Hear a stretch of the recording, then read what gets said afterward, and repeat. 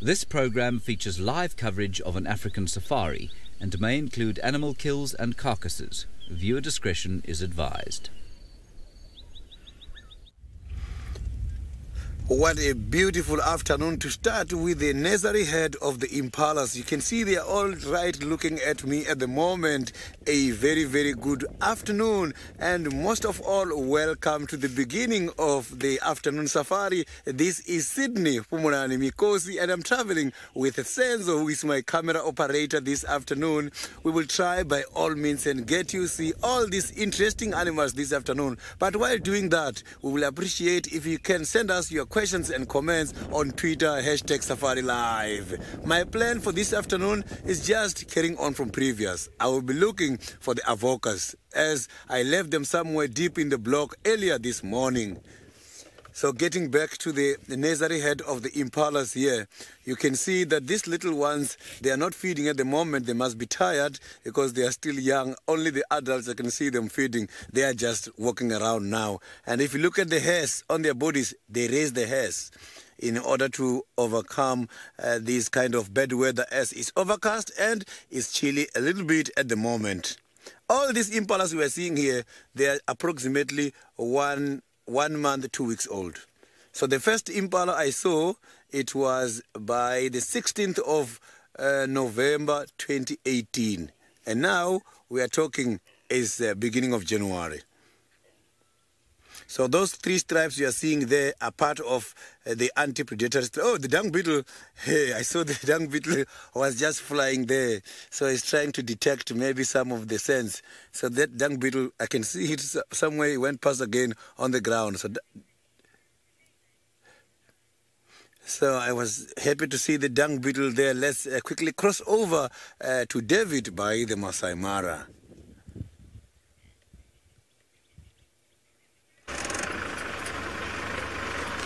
A very good afternoon, everyone, and welcome to the Mara Triangle. And I'm not sure Sydney looked like me. I look a bit different because my name is David, and on camera with me today is Bungay. Bungay, good afternoon. Very good. When Bungay does this, it means lions. When he does this, it means cheetahs, correct? I don't know what I'm talking about, but very happy to have you on board this afternoon from the Mara Triangle in Kenya. As Sydney told you, questions, comments, keeps us going, and especially this new year of 2019. Rather warm today. I mean, 29 degrees Celsius and about 85 degrees Fahrenheit. And that tells me we might have some rains much later tonight. Not before we finish the show. Much later tonight, we might have some rains. Now, my plans today is to look for lions. Lions and nothing else. Now, I told you when Bungay does this, it means lions, and when he goes this, it means cheetahs. Now, we want to try and find out whether this is correct or is not. Because early this morning, I was driving around this area and I saw some lions from a distance, and I think they have not gone anywhere. They could be in the same spot they were. The only difference is, because it's rather warm, as I said, it's over 80 degrees Fahrenheit, they could be flat. And if they are flat, what I will do, I will spend about 10 seconds with them and keep going. But in the meantime, let's first go to Tristan to say hello to all of you and come back to me soon. Indeed. Hello, everybody, and good afternoon, and welcome to, well, it can only be described as a slightly chilly day here in the Sabi Sands. It's still quite cool today, but, well, it's going to be a good one, I think. I've got good hopes. This morning was dire and it was rainy and it was cold and wasn't very good. And so I'm hoping this afternoon is going to be a lot better. Now, as David mentioned, my name is Tristan, and on camera I have got David, the other David actually. He's still got his injured wrist, but is getting better apparently. So you'd all be very happy to know that the rest David had this morning in the sleep-in means his wrist is now in much better condition than what it was yesterday. So we're all good. He can still use a camera just fine though. Exactly. We are all relieved, and we're all very thankful that David is alive and well and that his wrist is not killing him.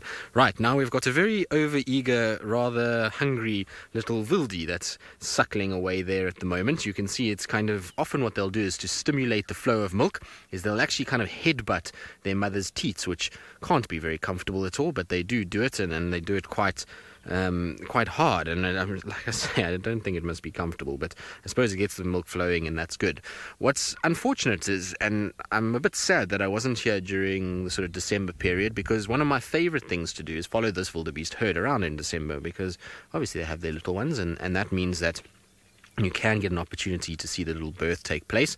But I'm very surprised at how few little ones there are. Now, I want to know from you guys, was this herd seen a lot in December, and was there more than just the 2 that are currently here?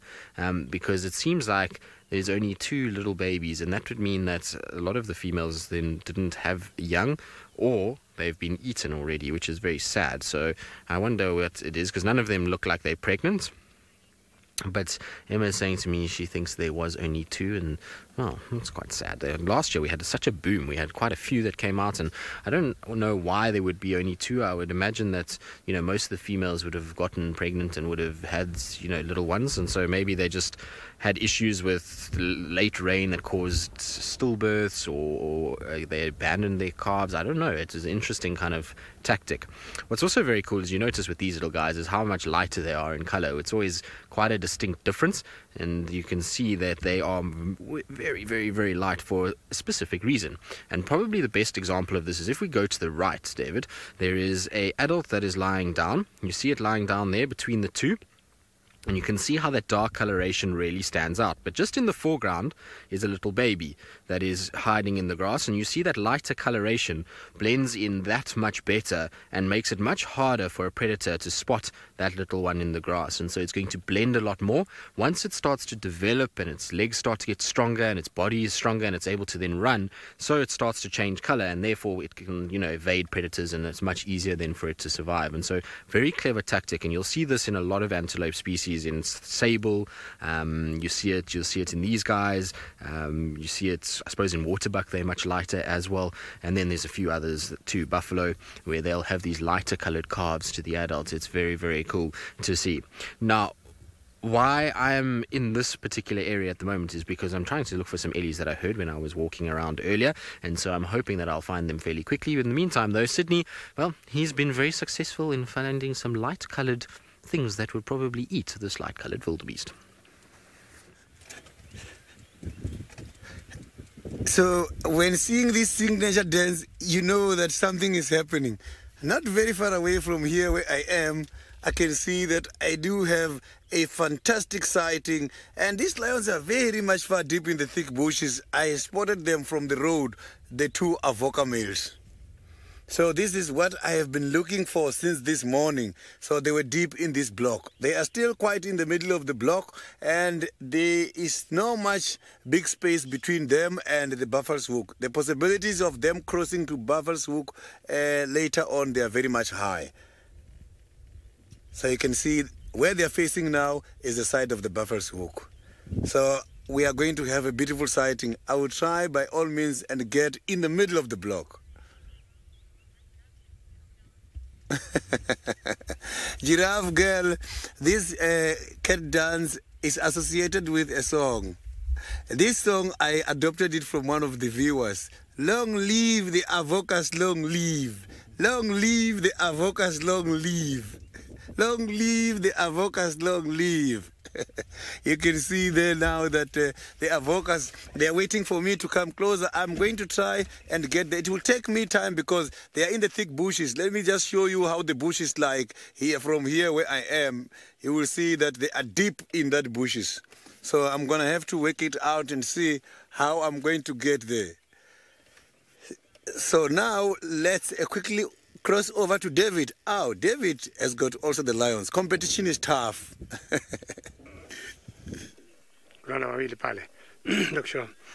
Very well done, Sydney, for having seen the avocas. And if I'm not wrong, the avocas are or have been 3 strong males. And I hope they're 3, just like my 3 but youngsters here.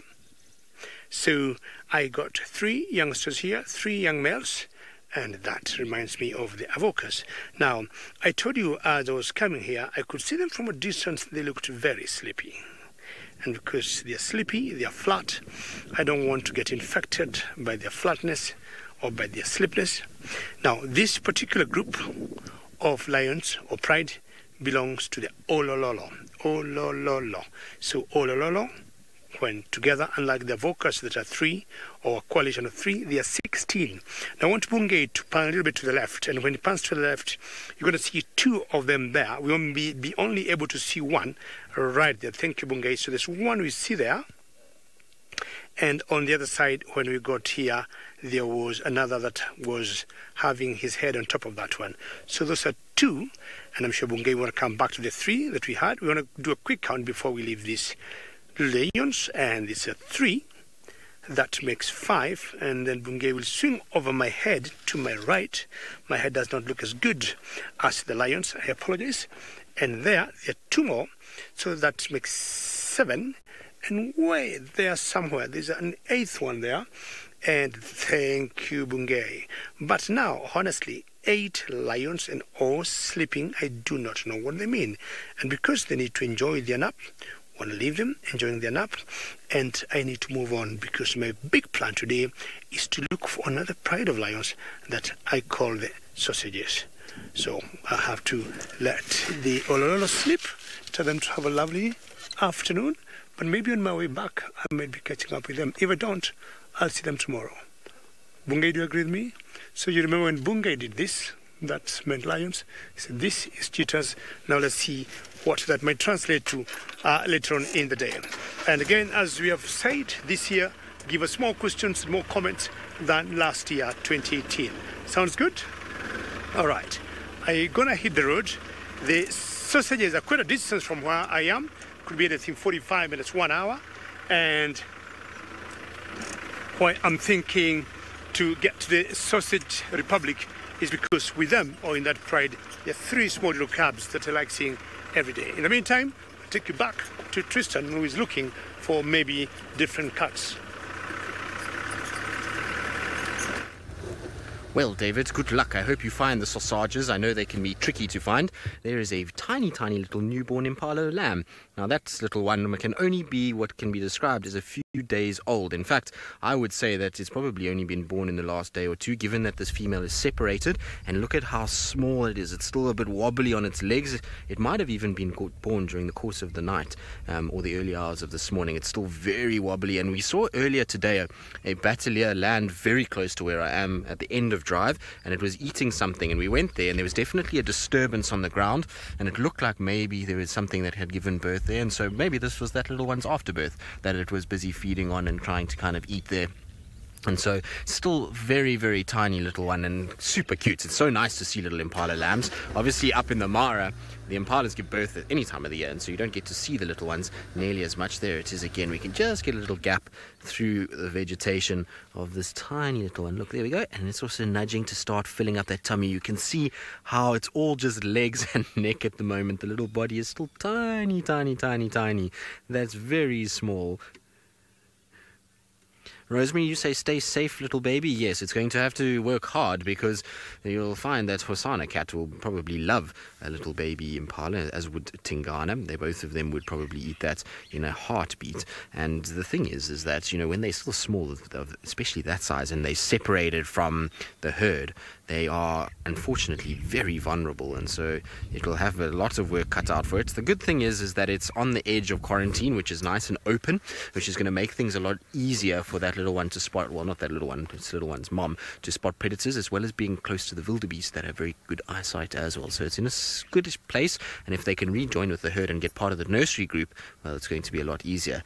The one thing that little one's going to have to really hope is that the wild dogs don't show up, because if wild dogs show up here, that one is in serious trouble. They'll go after that in a heartbeat. The good news, though, I suppose for it and not so good for us, is that the wild dogs yesterday afternoon, well, James is exactly what I was going to get into. So the wild dogs yesterday afternoon, we went looking for them, obviously, and then we got sidetracked with Tingana and Tundi, which I don't think was that bad, but they eventually ended up coming out onto Triple M, pretty much where we were looking for them, and they milled about, and the guys left them at sunset on the road. Now, I believe this morning they were found, well, they were seen at about 12 o'clock this afternoon up near Hardekool, which is in Buffelshoek, quite close to the Manyeleti boundary, and they ran all the way to the east, and they were left lying up at an area just off the KNP boundary.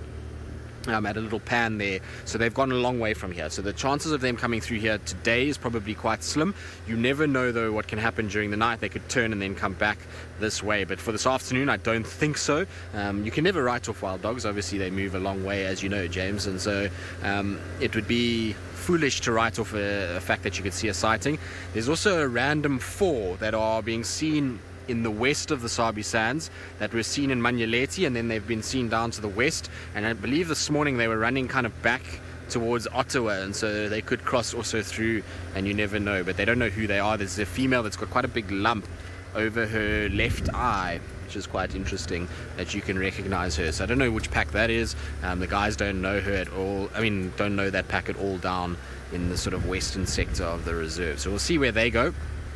But there's always a chance for dogs in weather like this. Is always good weather for wild dogs. I find, and Rexon agrees, is that when it's overcast and cloudy, for some reason wild dogs tend to just start coming out, and you tend to see them. I don't know what it is. Maybe it's just random coincidence that you see them like that. Good. Anyway, we're going to meander along, see if we can find these ellies. And we're also going to go kind of scratch around for a spotty cat. In the meantime, though, back to Sydney, who seems to have gotten a little closer to his lines. You can see that one of the avokas here with me is looking very much tired. Oh, one is walking up there. I can see the other one is walking right in the middle of the bushes there. Maybe he's going for something much more that side. So I can see that now this avoka we are looking at the moment is looking very tired. Look, now he just decided to prove me right. You can see that he's lying down now, and the other brother went much more towards the western side. So perfect timing.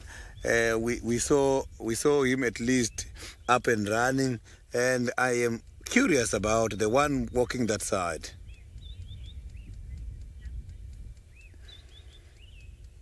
So you can see this male has got a very beautiful mane. The hairs, they are looking beautiful. So the females, I can promise you, they are going to be interested on this male. So females, they also get excited the most when seeing these lions with a very big male, because the very big mane, it does exaggerate their big body size, and females, when seeing them, they just think about their little ones growing more like that. Lovely.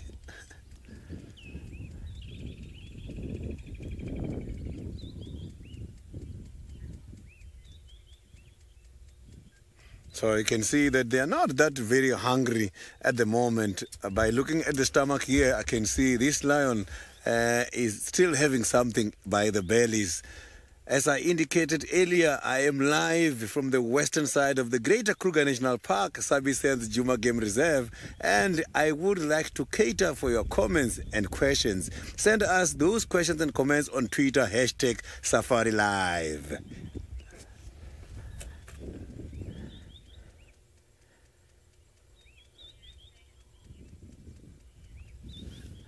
Yeah, this is quite a beautiful boy. The avokas are just about 4 years old. But if you look at their size at this stage, you will see they look very much bigger.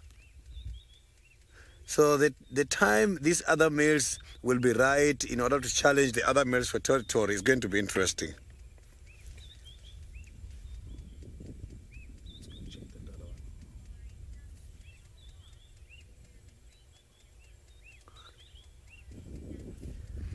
Safari Sally, the Avoca boys, they have got a very big territory. In terms of the kilometers, it's quite very much difficult to tell. Why? Because of the following. The Djuma Game Reserve, where we are now, is not fenced, and is consisted of other private, their territories consisted of Djuma and other privates nearby. So these animals, they go to the areas where we can't go. So their territories are much larger. That is the honest answer I can tell you. It's much larger because they've got an access to roam around and also trespass to the other neighboring territories. So they are not like centralized only in Djuma. They are moving around here. And if you can check the size of Djuma plus the size of some of the territory of the neighboring farms, you will see that together, combined, is quite a big territory.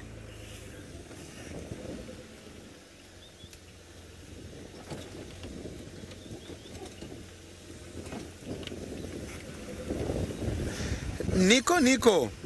Specifically, I am not sure if Avoca's, the name has got a meaning, but I know that most of the prides here in Juma and around the Kruger National Park, they are named according to the reserves where they are occurring. Like you will have a name, let's say the Juma clan. When we're talking about the hyenas, is named after Juma, just like that. So most of these prides, they are named also according to where they are occurring. So I have seen a board outside the reserve, very far towards the nearest town, which says Avoca Game Reserve. I don't know if this name derived from that kind of a game reserve, but I've got to find out. I will ask those who has been here much longer than me.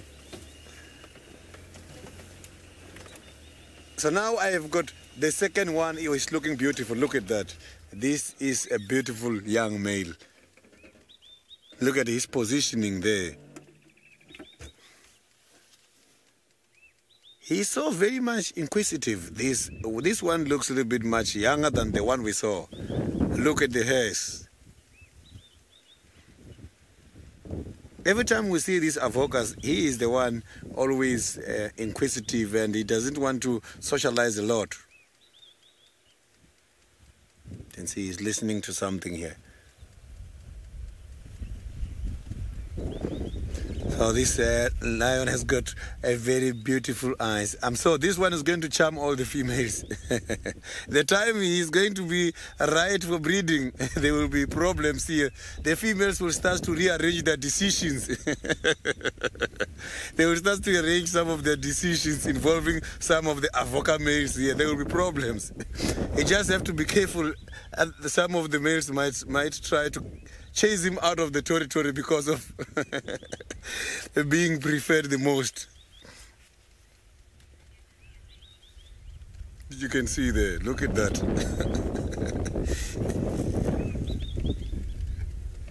He's so beautiful.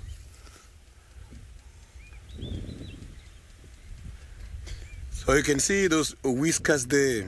So those whiskers are not very much large here. The whiskers help these lions when they're navigating at night.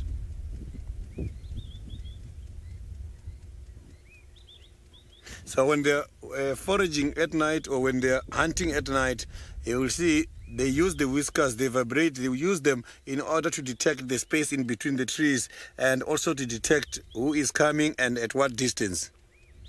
You can see the ears has got quite a lot of hairs, but still they can hear very well.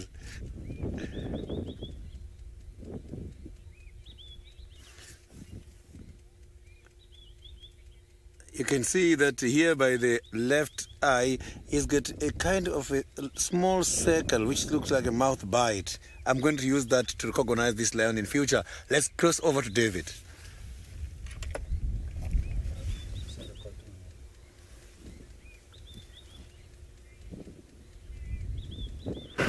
Very good, Sydney. I'm not sure why every time I'm talking to Sydney, I remember when we do school drives with him. And when we do school drives with Sydney, I'm always engaging him that we make sure we show the kids the Big Five. And I'm talking about the Big Five because I just saw some ellies from a distance. And I thought it would be very good to have a look at these ellies, as much as my destination is to go look for other lions somewhere else. But I think it's nice to see the elephants in the savannah. I'm not sure Tristan earlier was looking for elephants or for some sort of cats. And I know when Tristan moves around, we have already given him the nickname the leopard whisperer.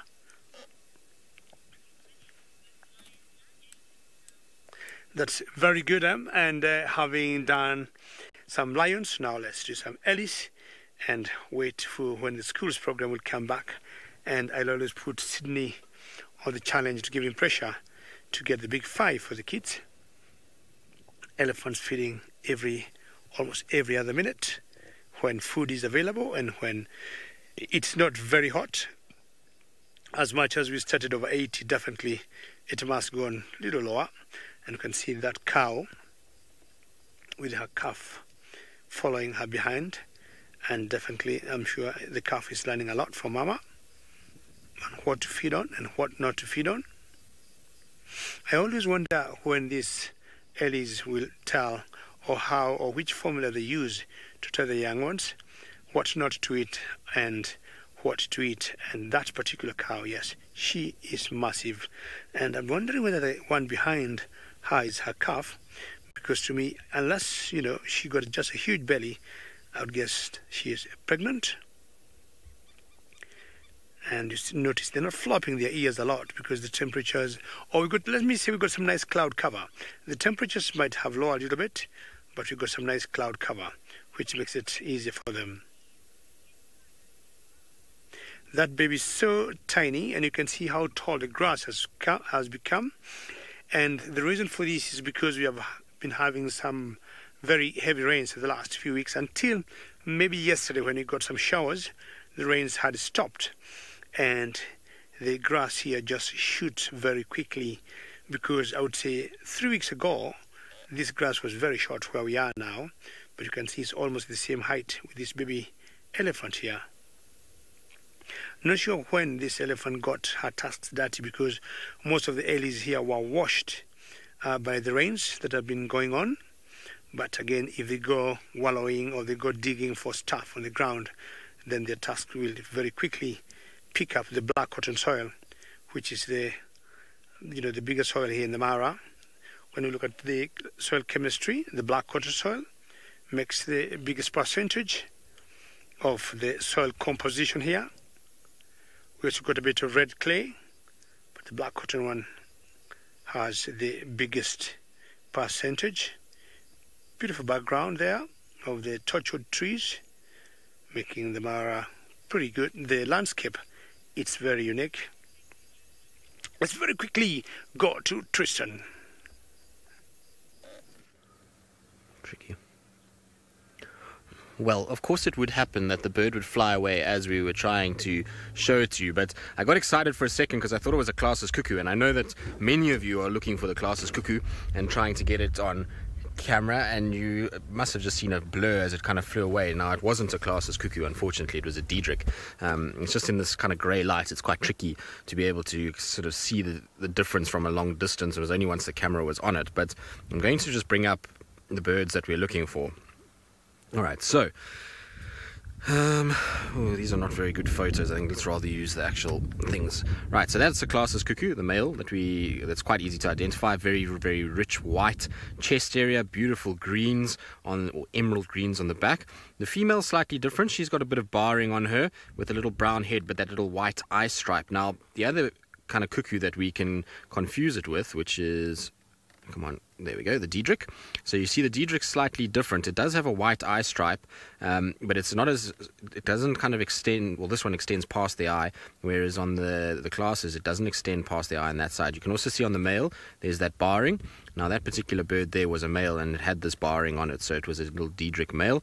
Unfortunately, I was hoping a classes cuckoo, and I know, James, you were asking me a question just now about wild dogs, but that's a bird that you've been looking for. Has anyone got it on camera yet?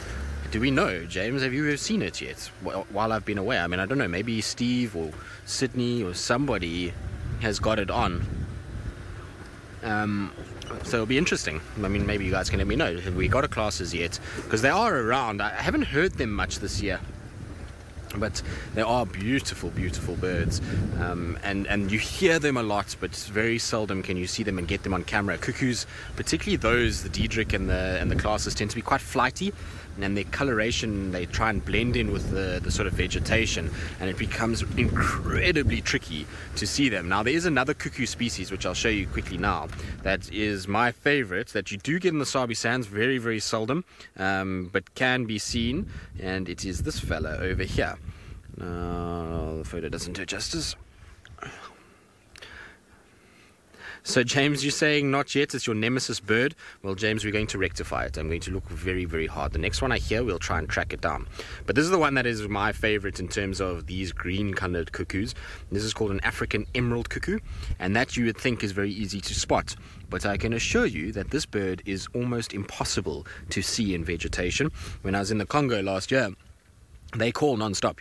That's all you hear is this emerald cuckoo calling. But to find one is near impossible. In fact, the entire time that we were there, we only saw two, and they were both just by random. As we were kind of going down a river, we managed to flush one, and it then landed on a branch that we could see it really nicely for a little bit. But that bird is absolutely amazing. The yellow is bright, bright, bright, and the back is this emerald green that shines. And if there's a bit of sunlight, it is seriously pretty. So, they also a nice one. We wouldn't see it here in this part of Djuma.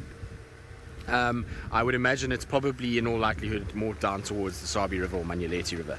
Good. Now, it sounds like Sydney is not only with the Avokas, but he's also got some alarm calls. So let's send you back to him and see what's been happening that side. So I've just picked up an alarm call somewhere down here, which is just about less than 40 meters away from where I have got the Avokas. And I just want to quickly check here who these birds are complaining about, as those birds are not complaining about the presence of the lions at all. There must be something here.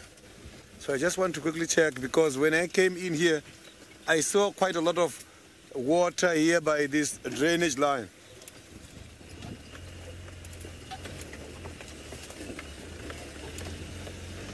Call 6, I didn't get your question nicely. If you can repeat that for me.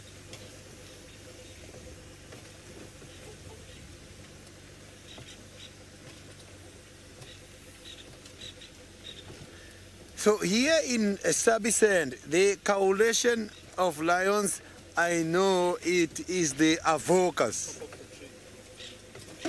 Oh, here you can see this bird is on top of the tree. I just want to show you that bird which is giving the call. And I can see the drongo as well is joining. That is the bird which is giving.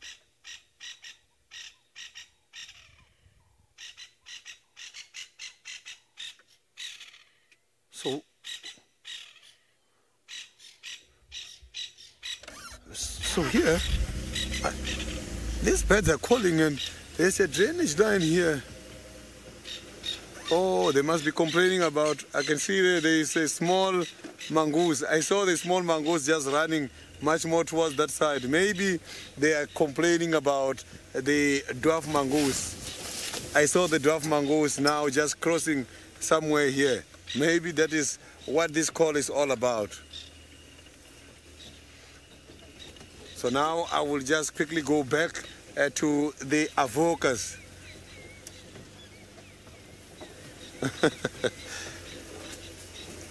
Paula, he sounds very annoyed because these birds, they also get predated by quite a lot of animals. From small predators to the big predators, they feed on them. That is why they are so now making that kind of a call to call everybody to expose the predator, as they know this predator can be dangerous. So the question about the meaning of Avokas, which came earlier, I did quickly my research and I saw that there is quite a whole lot of different meanings about the Avokas, but the one I like the most is the one which says Avokas are those young boys who attract the females for mating purposes. So here I can say maybe the name, it is associated with that, as they are very good looking boys, and I'm sure they will attract the females when they are ready for mating.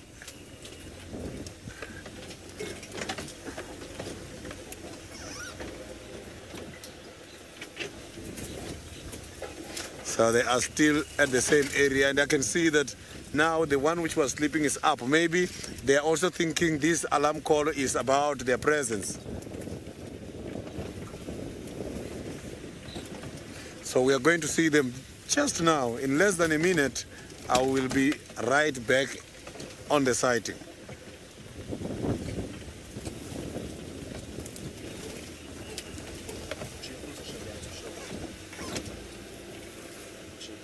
So you can see that you can see that now this lion is looking at that direction of the other one. So the one we are having at the moment is the one who is very much social and not worried at all. The other one who went that side looking for something and then decided to be on that side, and is the one that we saw earlier with the beautiful eyes.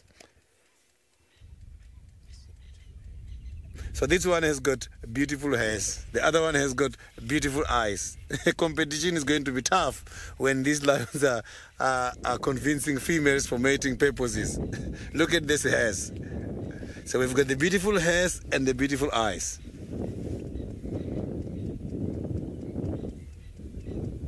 You can see that he is really looking after this mane. So this mane, when it's too hot, it does also gives them a problem when it comes to the heat. Look at that. You can see the eyes are completely different. They don't look the same. He doesn't look the same as that one. Oh, he must be irritated by some of the parasites there. I can see he has been moving the tail all the time. Oh, now it's time for him to sleep again.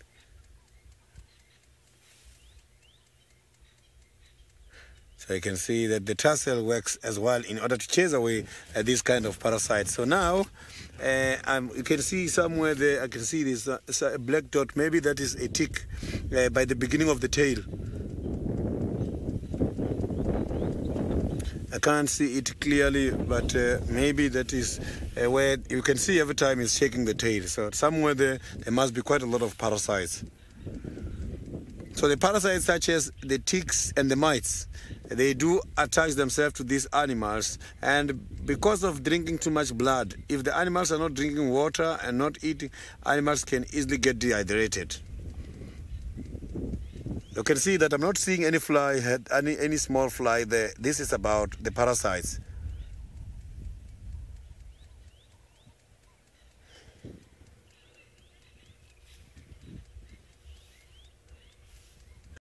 So the stomach there, I think it's not empty completely. If you look at that stomach, you can see that there is something they eat. They are not very hungry.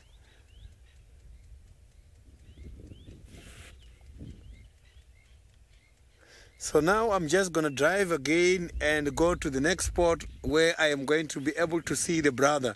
I think a setup like this is perfect. When one is here, another one is somewhere far. For in case, if they see something, they can be able to easily corner it and take it down.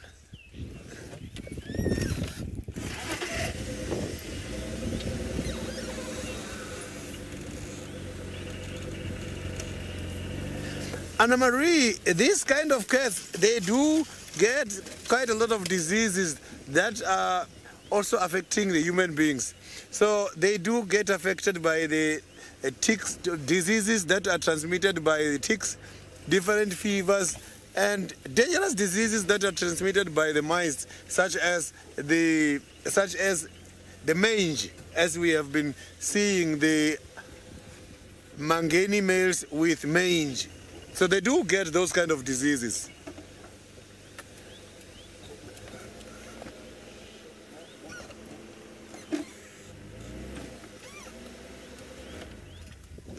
So now we are going to cross over to the Masai Mara, where David is having one of those tall animals.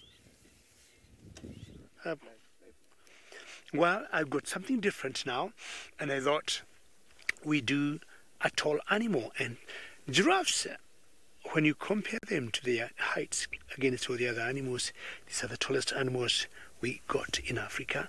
But I stopped here because I saw so many oxpeckers on his body, and some especially on his ossicons. And I'm wondering what they could be getting at that particular point, because it's always a very bony area. Do you have any ticks there? These oxpeckers are a little bit worrying me now, because I expect them to be by the ears, the eyes, the mouth, the underparts of between the legs, on the tail, you know, at the base of the tail, at the genitalia. That's the places we get lots of these ticks. But I'm seeing now these ones on the ossicons. As much as the ossicons got a bit of hair there, well, this is a big boy by any standard, and he's not very amused by these oxpeckers on his body. Now, the Maasai giraffes, like all the other giraffes, are browsers, but you see the challenge they face when they try to get anything that's not to their advantage in terms of height. So they have to bend, spread the legs out for them to reach the small little bushes, like those ones. And see that little baby there, or just a youngster there. Much young, or is it a female? This to me looks like a female. And this has loads of birds also on the back. So all those birds you see there, they are oxpeckers.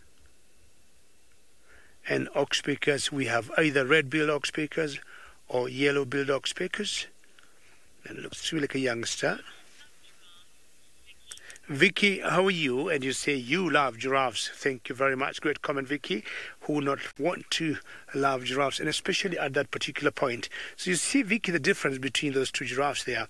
That other one was like a youngster, and this one is a fully grown giraffe, Vicky. And I'm sure, Vicky, you know, these are the tallest animals we got in the world. Vicky, look at their height. Again, it's the height of those torchwood trees. And very majestic when they walk. Look at that. Fantastic. I've always thought anytime giraffes walk, they're like, you know, modeling, and that was a very short modeling. Come on, Mr. Giraffe, a few more steps, please. Yes. Very good. I hope, Vic, you're enjoying those steps of like a catwalk. Yeah, I agree with you. They're very good models because especially of their height, so the legs come out very clearly and they're spread out. And sometimes I've always said giraffes move two legs of one side at the same time, what we call ambling, as much as most of the animals will do the same. But for the giraffe, it's more articulate when 2 and 2, 2 and 2. And you can see the long tail going all the way past, almost past the ankles. You want to try the tree now? Too high? Sorry. You have to look for another that's much shorter. So giraffes have been known to trim these trees either from the top or from the bottom. See how tall he is against that torchwood tree.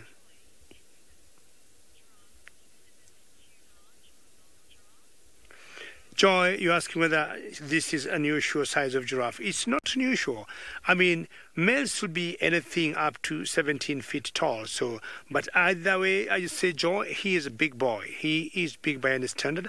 Of course, you'll always get one abnormal cases or one unusual cases out of the norm. But I would say, Joy, he is quite big. I mean, yeah, he is tall. 17 feet could be a tall one because the average would be anything 4.7 meters. So I think this one is a little bit taller than that. And as I said, there's always one off a case in every other species of an animal. Just like some lions, Joy, you see some lions that are like, you know, weighing 250 kilos or 200, and some could be weighing more. Well, giraffes have done pretty good for us, and I think Sydney cannot wait to show us the avoca males as I move on, maybe to get other lions for myself. So you can see that the cute lion is still there now, just resting by the open space. He must be smelling the green grass. You can see the grass is excited after this rain to come back at the moment. Look at that lion. The eyes are closed completely now. And you can just see the small dots of the false eyes there showing off. Is he bald? Is he bald here? Somewhere next to the eye. I can't see what happened there exactly because I can't see the hairs there.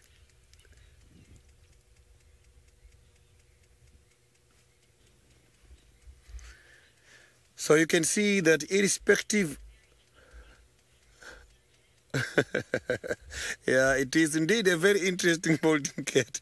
So you can see that the lions, irrespective of the weather, they do lie down most of the time during the day. The weather has been like this. It has been overcast since this morning, but still you can see they're lying down. It's just that when the weather is like this, they don't worry about the shade. They just lie down anywhere and everywhere.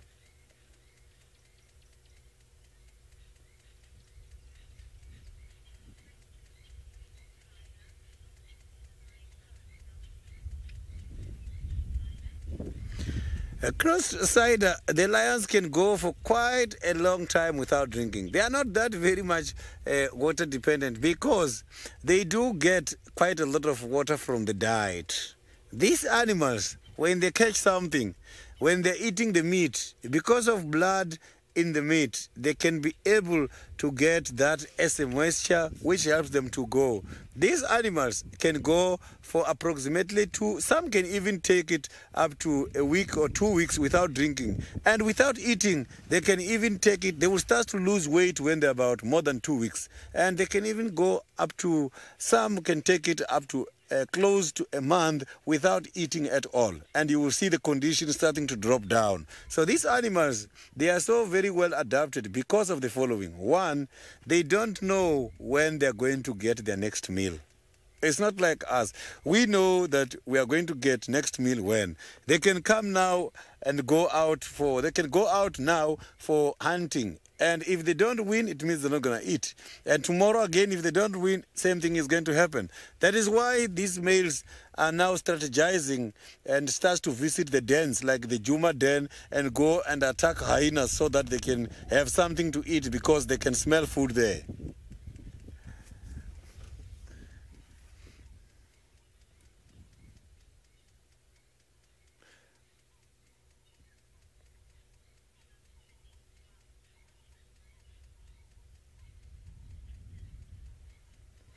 So now let's quickly cross over to Tristan and hear how his search is doing.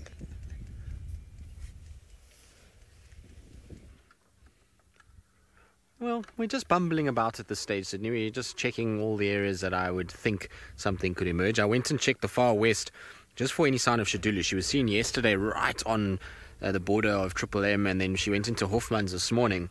So I was just seeing if we could catch her coming back out towards our side, but no sign of her at all. And then I came across these weaver nest, and I was just having a little kind of look at them because I was wondering which weavers would nest here. It's quite an odd spot for them to be nesting. I suppose not too bad, given that it's over a drainage line and would be a fairly good place to be. And so I was thinking to myself, which kind of weavers would it be, and which ones that could be building that. They all have their own distinct nest shape, so I think it must be our mast weavers. Now I can actually see a weaver moving around. Hold on, David.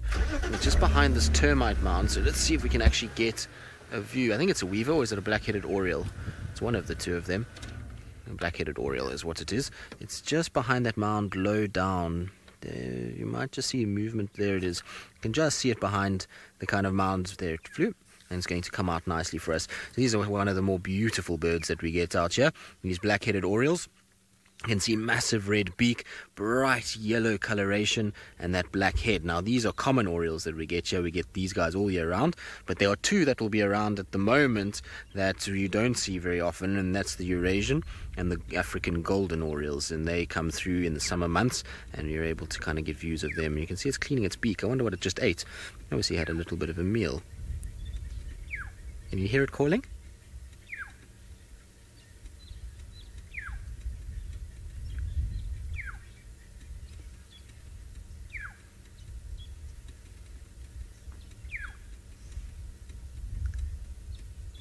Now, I was hoping it was going to give us its full call because they have the most beautiful call, but that was very, very pleasant, wasn't it?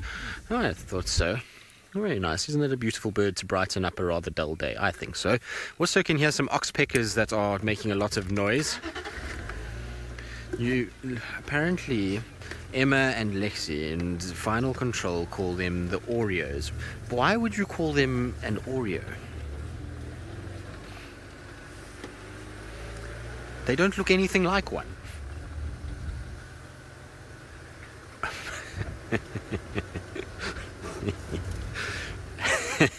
Apparently, the reason why is because it sounds like Oreo, and it's tea time at this time of the day or in the morning, and so they just equate that bird to an indication that it's time to go get Oreos from the kitchen and go and eat them. Naughty, naughty, you two. Snacking on the job. Always time for Oreos. Yes, I would imagine they are. Although, Emma, no pot, kettle, anything. I'm on the straight and narrow at the moment. Emma, I've doing the strong diet at this stage. So I did my bulking session during December for the year, and now it's time to cut down and make sure that we lose a whole bunch of weight. And so I'm on a very strict diet at the moment, so it's going to be interesting.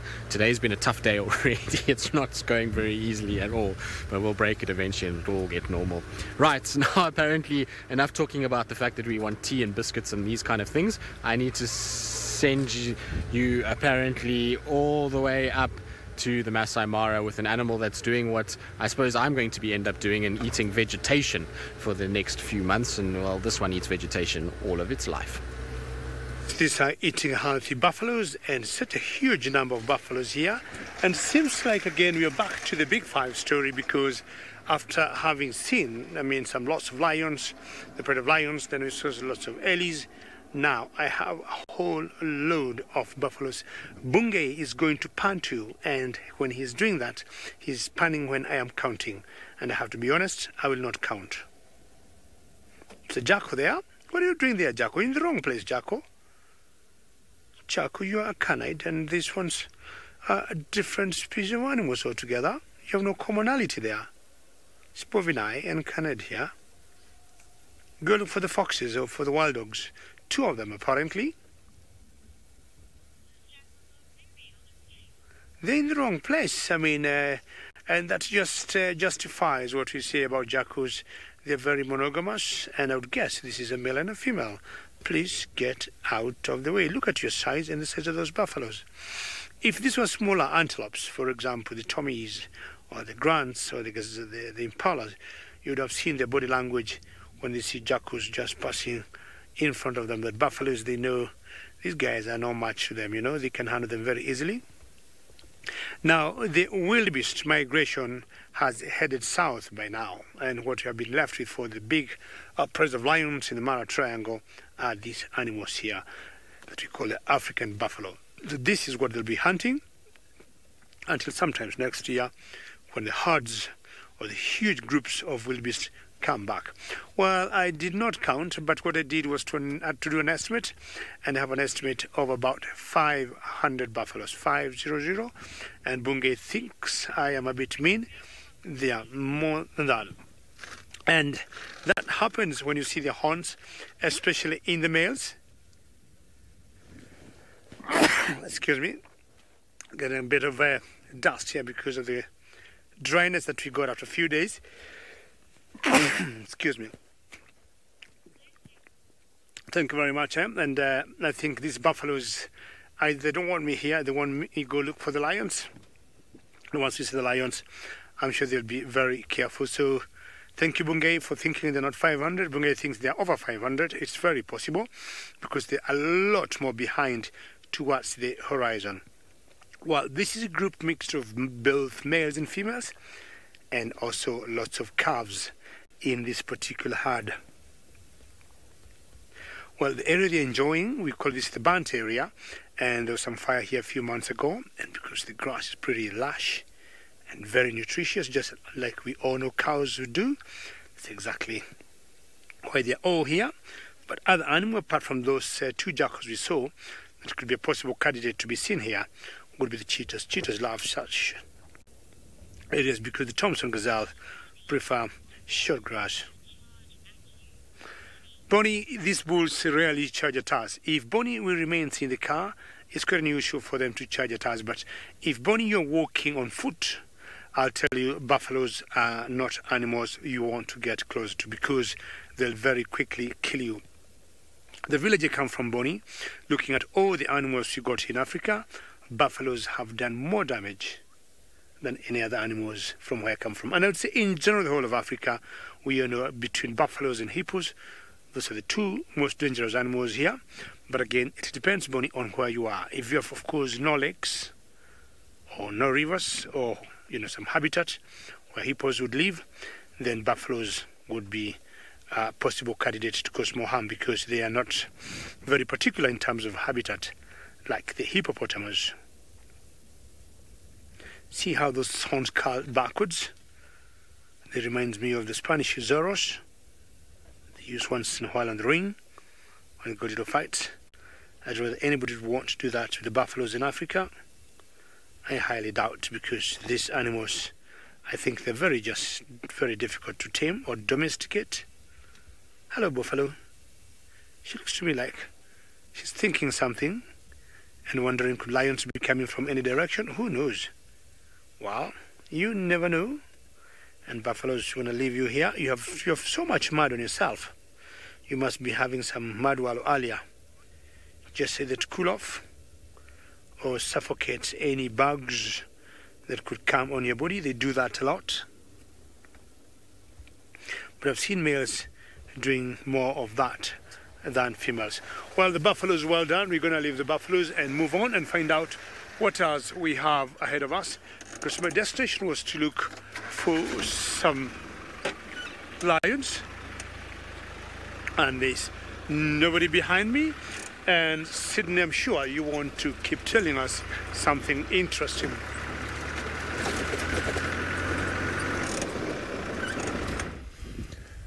You can see that the beautiful ice lion is now lying down. It's time for him to rest at the moment. He's letting me down, as I was really enjoying watching his eyes, but now you can see he's sleeping like a baby. This is what is called sleeping like a baby, you can see.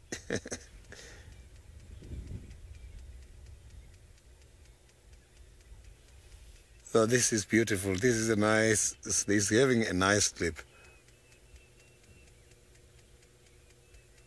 So these lions this morning, according to those vehicles who spotted them, were saying they were walking too fast. And I thought maybe they were going to cross and go very far. But now you can see that they were walking just to come and lie down here. They were just avoiding us this morning. So if you look at these males and you think about the Mangeni males, you can see that these male lions from the Avocas are in a very good condition. You can't even see the bones here on the hips, the ischium. You can't see anything, it's not clear. But if you look at... So now let's quickly go back to Tristan. He's got something small. Well, we do have a mongoose sitting there, looking out, gazing upon the day, thinking to itself probably, where is the sunshine? It would be nice to be slightly warmer. Although they have a little natural jersey, I suppose, in the fact that they've got lots of hair. They probably quite like this weather, actually. Probably think to themselves, thank goodness it's not 46 degrees out here and us getting absolutely baked. And so it seems as though it's got fairly happy about life, though. It was with the group, there was a whole lot of them, but unfortunately this is the only one that's left. This is the little one that is kind of checking things out and is brave enough to stay and watch us going about our business. You can see it's a rather large mound, and they kind of spread out all over it when we first arrived, and then they decided just to all run inside. Now this little one is digging. What are you digging for? Of course, there would be a branch right in front of its face where it's digging.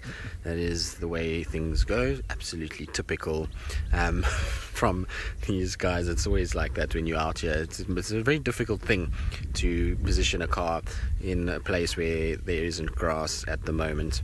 Now, Kathy, you say you love these little critters. They are very cool, aren't they? I thoroughly enjoy watching them. It's like everything's on fast forward. They can't move slowly. It's either run, even the way their head moves is kind of twitchy and sort of moves very fast, so I thoroughly enjoy watching them. They're really cool. The nice thing actually up in the Mara is that you get the banded mongoose, which is a lot of fun to watch as well, because they're slightly bigger and they go after larger prey items, and they're very cool to kind of see going about their business. Oh, there comes another one. Excellent. This one's about to be joined by another down to the left. Oh, it went in. Sorry, David. They're coming from the left-hand side, though. That's where they're going to come from and going to move about. There's a little hole there. What are you doing?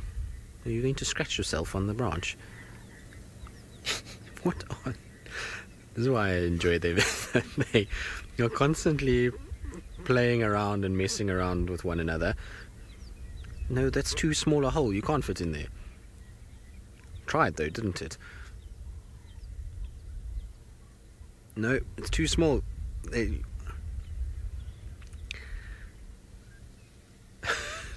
There we go, that one's slightly bigger. You can fit inside there. maybe that one had too much for Christmas time. I know how it feels. We were talking about it earlier, but now it can't fit inside its home. It's kind of tried to go in the mound and its waste just got stuck. Unfortunately, you're going to have to suck that waste in or go on diet. Exactly, a soil moustache and oh.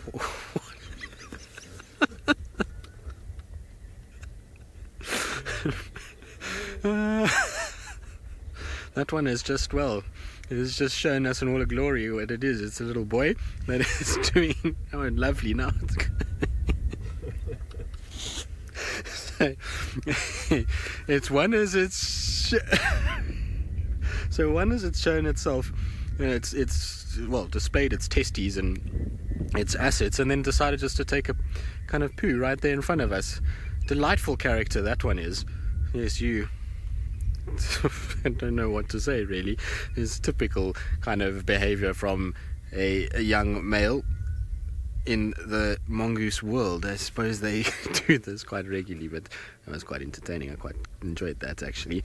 You can see though, once they get into the grass, let's talk about more kind of serious things, is that they actually blend in so well. If they sit dead still, it's quite tricky to actually spot them. The only reason you generally see these guys is because they actually scamper about and they move so much. It makes it a lot easier for you kind of to see the movement. But otherwise, if they stand still, it really is tough to actually see them in the undergrowth, particularly when they get into like long green grass sections. It can be very tricky to find them. But you, sir, are a naughty little bugger. You have done all kinds of things today that you shouldn't do, and I suppose that's how they are. They do these things quite regularly. Anyway, we're going to carry on. We're going to leave these lot to themselves. Very naughty, very cheeky as well. But mongoose version of mooning, well, I don't think that was the only thing. Branch was censoring what was actually going on, like doing a self-group other regions, which is always an extra animal that I feel sorry for sometimes, is that, you know, you often see the male lions is that they'll groom their testes, and cats have rather rough tongues, and you would think that that can't be very pleasant. Imagine that it must be a bit tricky to groom down there. So, you know, at least a mongoose doesn't have a rough tongue, I don't think. So hopefully that's okay. But anyway, talking about cats and rough tongues, we're going to send you back across to Sydney, and he's with the lions, and hopefully they don't groom themselves or injure themselves in the process and act like our mongoose. So you can see that the one with the beautiful hairs is just now up and running. He is listening to what is happening while the other brother is just lying down at the moment. You can see these hairs are beautiful. Look at those hairs there.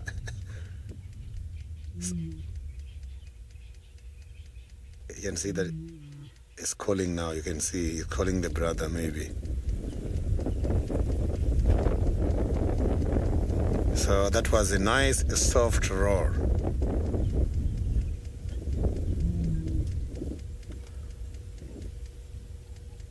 And that is nothing compared to the real roar that this kind of animal produce mostly at night and early mornings. See that he still wants to call again. So these animals, they communicate verbally, and sometimes they use non-verbal communications, such as the tails as well as the tip of the ears. So he must be probably calling the brother we saw lying down high up that side. But also the brother is now up. I can see as well that the brother is not answering, but he is also up. So this kind of animals, they use the roar in order to advertise themselves in the territory. So they use it in order to also fear those who are interested to enter in their territories.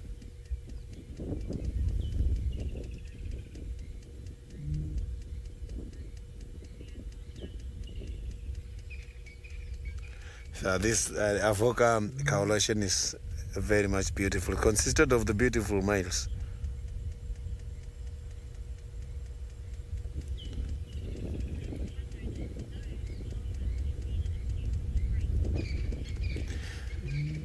Catherine, you can see that the nose, and on top of the nose you can see that there's quite a lot of scratch marks. He has been involved on quite a lot of things. Normally lions, oh, listen to that.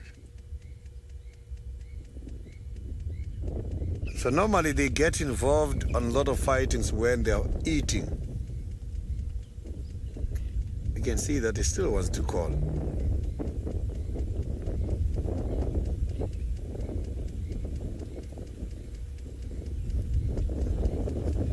And the other one is not even answering at all. He decided to go back to sleep again on the other side. So let's just hope these two lions don't go to the side of Buffalo's Hook.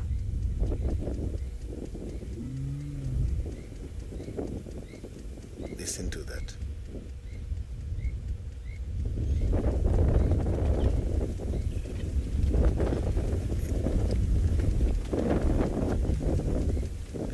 You can see that he's positioning.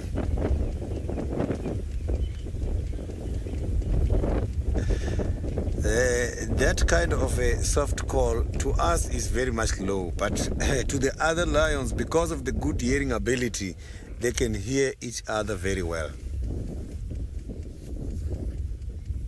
Now you can see the hairs. This is looking beautiful. A good camera work, Senzo, thank you. And now you can see that he is trying to show off now. He's showing the other side as well.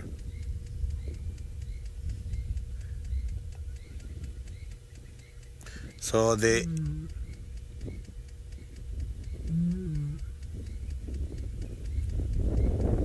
it's very nice sometimes to just hear them calling without talking. Maybe it's gonna give us a loud roar.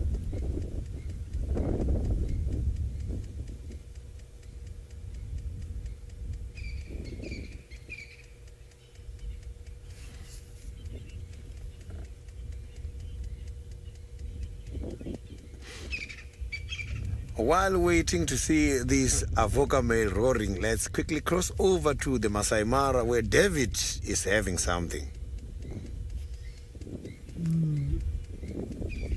Simba. Tutupe macho kabisa Bungei. Kambi ilienda jana, imeenda leo. Walibomoa.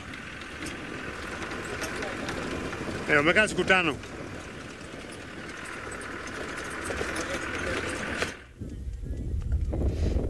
You can see that the lions are still here. Apologies for the network difficulties to get hold of David.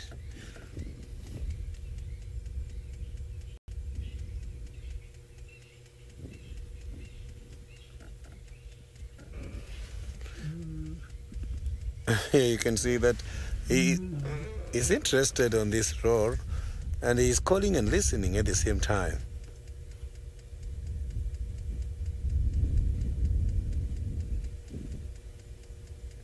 This is quite a very big cat. So you can see that when he's lying down, that is quite a big animal, can grow, and they can weigh up to 220 kilograms. That is quite a lot.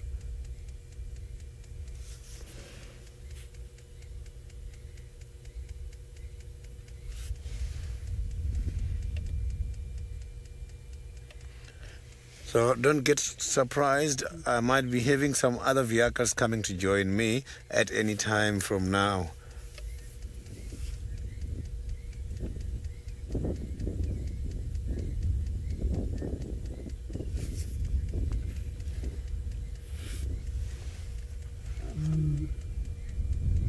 So you can see that he is now giving these kind of soft calls, looking at the central part of Juma, and the wind direction is coming from there. Maybe the wind is informing him about something.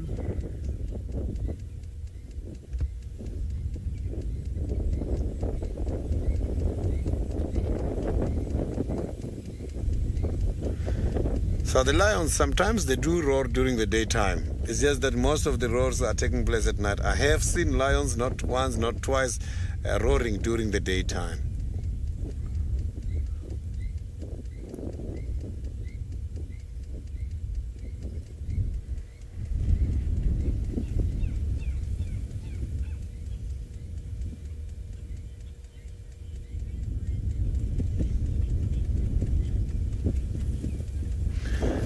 Safari Sally, the male lions, they have got a very significant important when it comes to the traditional practice of the Venda people.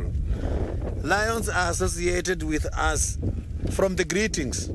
When greeting each other, we say nda. Nda is just a short expression which is shortened from ndawiyanduna. Ndawiyanduna, it means a male lion. So every day in Venda, we talk about lions. When I'm greeting any other Venda, I will just say Ndawiyanduna. Ndawiyanduna, it means a male lion. And his reply is going to be Ndawiyanduna. Or he will just say Ndahubo. It means a lion. So every day I talk the lions. So Ndawiyanduna is an expression in Venda which means a male lion. This expression is coming because of the fact that the lions, they are so very much brave and they are associated with the kings and the chiefs.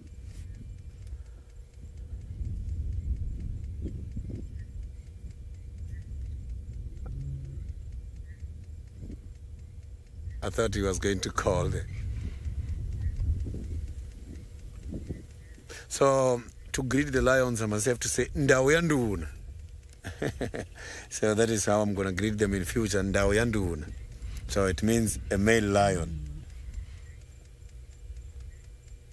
So in other words, as vendors, the first animal to know when we grow up is the lion, because we will always want to ask why do we have to say Ndawiyanduna, which means a male lion? Why are we saying that? And then elders will tell you that no, because the lions, they are considered very big animals, dangerous animals, and they earn a lot of respect.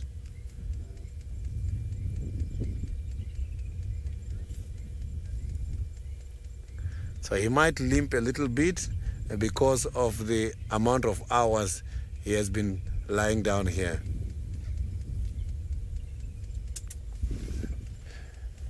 This is quite an incredible experience, having a Avoca right here passing by.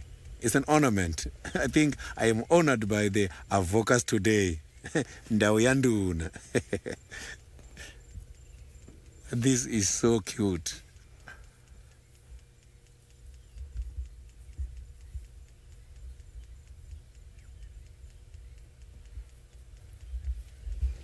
Oh, he was just honoring us with a lot of soft roars, and now he's just lying down right in front of us. So I'm going to have to reposition now because I can see it's difficult now. So now let's quickly go back to Tristan and hear what is happening. Well, I'm sure you are, Sydney. I know how much you enjoy the lions, and so I'm sure you're having a wonderful time listening to them. Now, you guys might be wondering what I'm up to, and so basically David and I were bumbling about, just watching things, chatting about all things in life, and we then bumped into an Arethusa vehicle, so we were just having a chat with them, just kind of working out where everything is and trying to get some insider info as to what's happening. And then we heard a lion roar. So we're now roughly where I think it was roaring from. It was quite far, and so difficult to hear, but it sounded like somewhere up on Cheetah Cut Line here, so maybe that's why that evoker is contact calling. This might be the third one that's roaring on this side. Could be Talamati male, could be, I don't know, any of the males really. There's so many young males that are cruising around. Could be that lioness that was seen crossing into this area. So we're going to just try and kind of scratch around here, and what we're going to do is we're going to hopefully find something of kind of interest like an impala or something like that, where we can just stop and we're going to turn off and we're going to listen, and hopefully that lion's going to roar again and we're going to be able to pick it up, and then we'll be able to get to where it is and kind of get a little closer. But it's somewhere in this general vicinity here. Like I said, it was just that little bit too far to really kind of pinpoint exactly where it was roaring from. The thing is though, is when a lion is roaring, it's often roaring and moving, and so that hopefully will mean that it's going to roar more than just once, and we're going to maybe pick it up on the road or pick up some tracks or something like that. So it bodes well for the sort of next little bits. Hopefully we'll find it. It would be nice if it is the third Avoca or the Talamati male. It's been a while since I've seen any of those lions, and so it would be nice to kind of pick up one of them. These impalas here though tend to suggest there's no male lion anywhere near this lot, because they're lying down and are looking quite satisfied with life, don't you think? They look as though they are absolutely kind of happy with what's going on. It doesn't seem like they're too stressed about life at all. They're all sitting and chewing the cud and taking it very easy. Super chilled, exactly. They're having their tea time too, Emma. They are taking it easy, and there's no lion and unwelcome guest has Well, impalas can have Oreos, Emma. You've just never seen them do it. If they can most definitely have an Oreo, anyone can have an Oreo. Even male lions would have one, but I think Hosanna would like Oreos. Do you think he would dunk them as well? I think he would be a dunker. He would like to dunk them in milk. That is what Hosanna would definitely like Oreos. I think he'd even stack them and then pop them in a group together and dunk them and make sure that he has the full Oreo experience. With peanut butter, I must be honest, I've never had an Oreo with peanut butter, to be honest. Am I missing out, Emma? It's a game changer, apparently.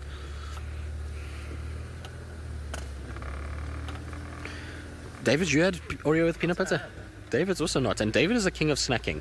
So if David hasn't had an Oreo with peanut butter, then it's not a big thing, I'm afraid. Unfortunately, Emma, you can't teach us the ways, because we're not on an Oreo diet at the moment. No Oreos for us. We're on the straight and narrow, remember? So for now, we'll have to just keep that parked until such time as we're allowed to have a cheat meal, and then we can have an Oreo kind of thing. Now, last night was a massive test, because there was two things last night that I quite enjoy. One was potatoes. I have a problem with potatoes. They're a weakness. And there was delightful potatoes that were made last night. And then there was also a massive peppermint crisp tart that was pulled out. That was huge. And so that was a bit of a tricky one to kind of walk past. But we managed. We were steadfast in our mission and managed to kind of avoid getting into any sort of drama there or any trouble. And so we're going to have to kind of... The lion's roaring again. Where are you roaring? It's a lot further to...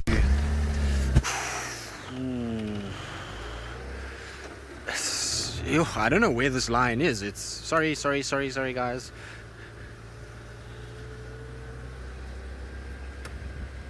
It's somewhere here on my left-hand side, maybe Leadwood Road, but it's not close. It's weird, because when we were on the other side and we heard it, it sounded like this side. Now that I'm here, it's sounding that way, unless this lion is highly mobile, which I suppose is also possible. But it has just roared to my left-hand side. David, what do you think? Leadwood? Leadwood or Mamba, maybe, one of the two. Leadwood, I think. It sounds like more to the left. So let's go and have a little scratch around. Could be that lioness that was crossed in today. Maybe it's her that's calling. The Inkahuma Pride is on Little Gowrie, apparently. They've been found there. But it's not them calling. So... I wonder. But at least it's calling. That's a good sign. We hopefully should be able to find it. If it's calling, then that's going to make life a lot easier. But definitely heard it from somewhere in this general vicinity. Chili Pepper, we will follow it with much glee and with a lot of hope in the fact that we might find this lion and who it is and what's going on. I wonder if maybe it's the other mangy Mangan that's around, but I don't think the Mangan would call. What was that? Was that a cuckoo? Yes, there's a cuckoo there that's just landed. Which cuckoo are you? It's not one of the brightly coloured ones. It's I think a drab one. No, Amur falcon. Sorry, I thought it was a cuckoo, but it was an Amur falcon that just flew off. You can see that spotty little chest. Oh, itchy face as well. Are you having a tough time in the wind? Quite odd to see it on its own like this. Generally in small groups, there might be more around. I mean, I might have just flushed this one and the rest are still sitting on the actual branches themselves. Now, the nice thing about these guys is you can actually tell male from female. So the female is what we're looking at over there. She's the one with the little black moustache and those little stripes on her kind of body. So you can see there she's got that sort of stripy chest, the little red beak, there's a little molar stripe, or black moustache if you want to call it that, and then the red feet. Whereas the male, you can see, is completely different. He's got a much darker appearance to him, almost a sooty black with that little kind of rufous tummy and red legs. Now these guys normally in big flocks together, so I'm surprised that we've just seen the one by itself. I would imagine that there must be more than one around. I would hope that they would be somewhere in this general vicinity, but I don't see anything at this stage. The poor thing is having a horrible time being blown about by the wind, so it's now going to fly away, and yes, I'm sure it will, and move off. Right.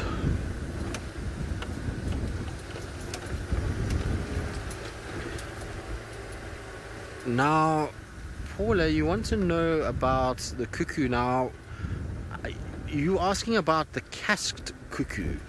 Now, I'm not sure, are we talking about the African emerald that I was talking about earlier?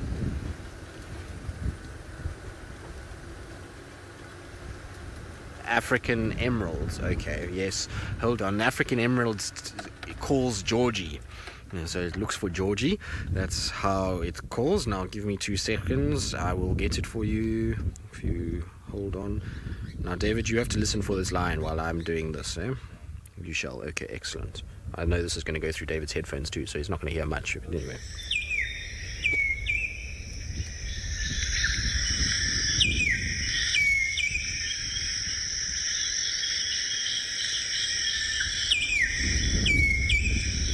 So that's the call of the African emerald cuckoo, and it's basically, Georgie, where are you? And that's how I remember it. You find it a lot where there's riverine systems or big kind of broadleaf woodland forests, like those kind of areas. Here is not quite the right place for them. Where are you, lion? The Ellies have been around during the course of the day at some points here.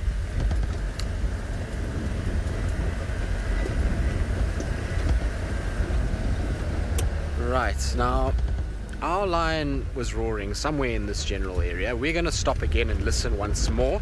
While we do that, let's send you back across to Sydney, whose lions are, well, not being nearly as active as this one and are lying down flat. You can see the flies are also moving everywhere there. These flies we are seeing there, when they are moving on that nose, just the movement of the eyes, contact between the flies and the lions, flies can be able to pick up if this mucus coming from this lion is tasty or not. The flies has got the taste buds here on their legs. Where they land, immediately they can be able to taste about, look at that. Like now, they can be able to tell now, you can see he's closing the eyes to avoid them.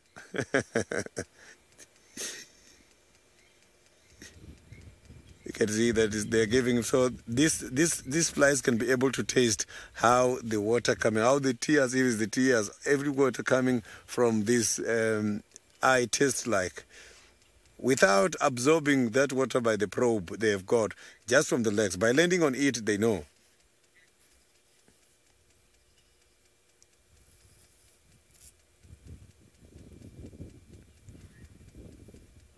You can see this one has got a huge responsibility of combing his hairs.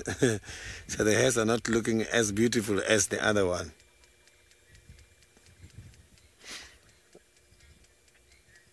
So you can see those kind of paws there. They do have some of the they do have the retractable claws that they're using in order to grab. So they can use that maybe in order to comb the mane. So the underneath part of this paw is very much soft. It looks rough, but I can promise you it's very much soft. So this kind of front legs has got a very significant role to play. When the lions are hunting, they use the front legs in order to grab the animal.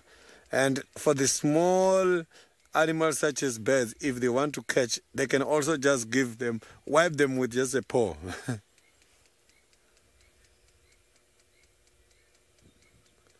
I can see now that looks like it's dreaming now.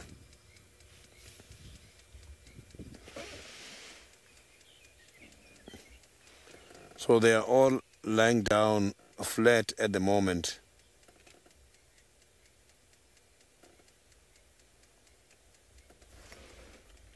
There is something I'm seeing here.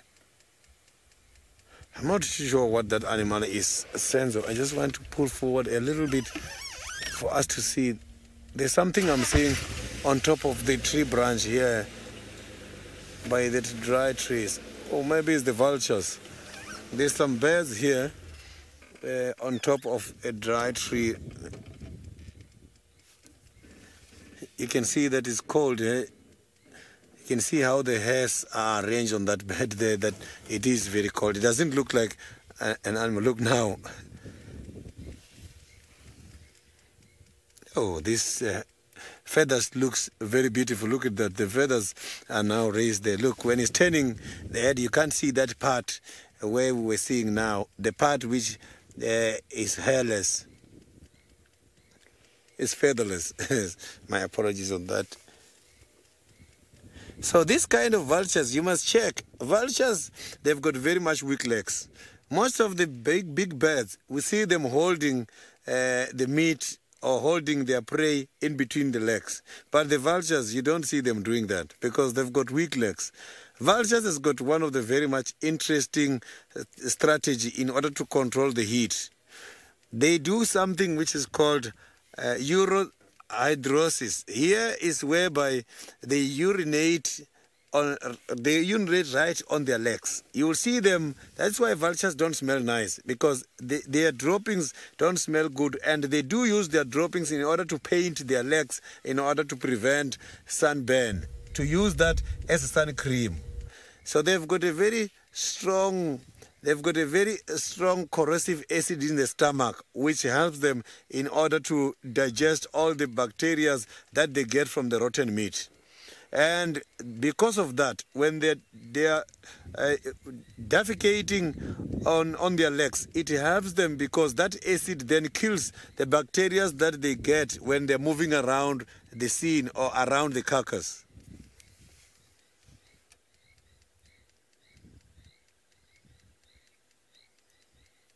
So you can see they're hiding the head. So today there's not much thermal. That's why. So they look very much chilly, and you can see because of this kind of weather, there is not much thermal. These are some of those birds who normally fly when there is too much thermal. They can be able to see thermal from the bare patches on the ground.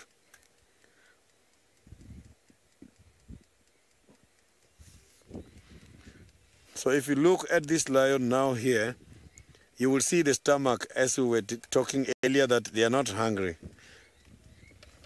Now you can see that stomach nicely.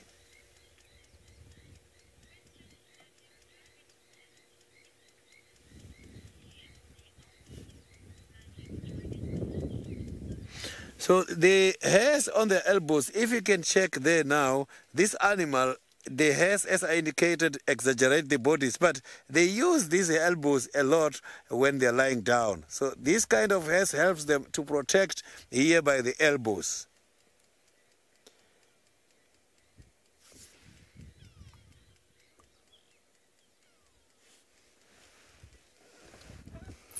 So you can see when this animal is standing just to show off on top of the termite mound, is when you will see and accept that lions are king of the jungle. The sound they produce can travel more than 10 kilometers, you can hear it.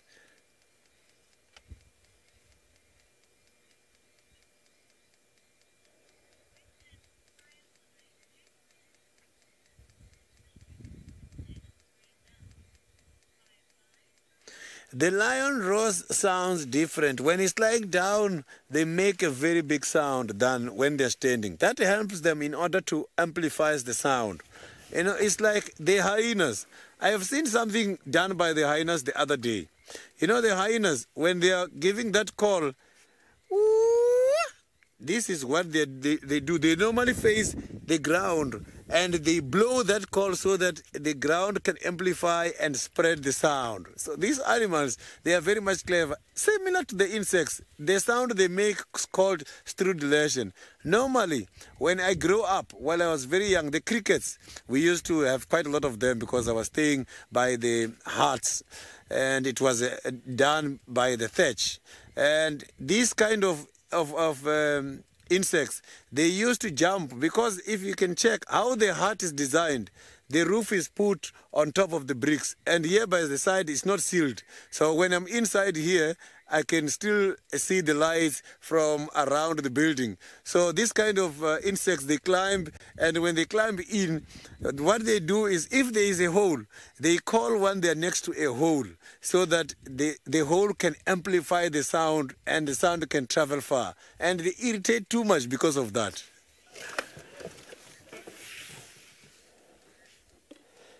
So now I'm going to reposition so that we can easily see these lions. I can see that we are only just seeing this one side of this lion.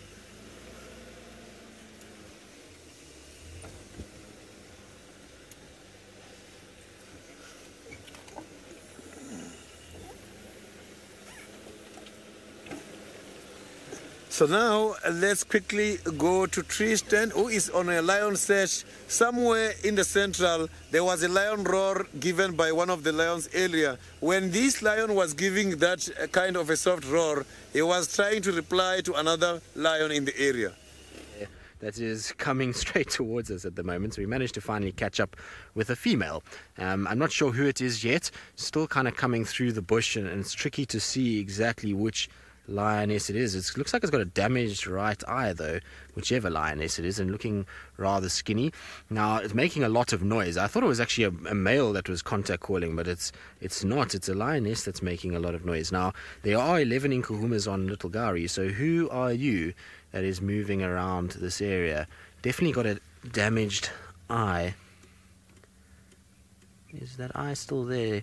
Yes, it's there, but it's a bit of scarring around the eye itself. There you go, you can hear her calling.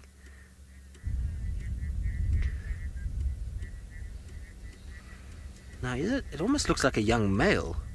It almost looks like there's a bit of hair kind of growing on the chest, but it's not. It's a... What's wrong, girl? Who are you? I'm not sure who this is, to be honest with you. I have absolutely no idea. The funny thing is that we are in the exact same spot that we had Tingana and Tundi yesterday. Well, I mean, we're slightly, maybe about 100 meters to the east at the moment. Now, I just want to let one of the guys know that was trying to help me find this lion. Mune. So, yeah, she's mobile south now if you want to just come back towards Gari Main.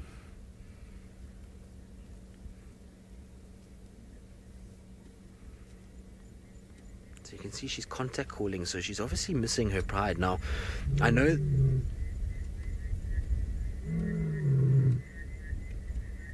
there's a lioness that's missing from the inkuhumas, which is Floppier, the young lioness, but I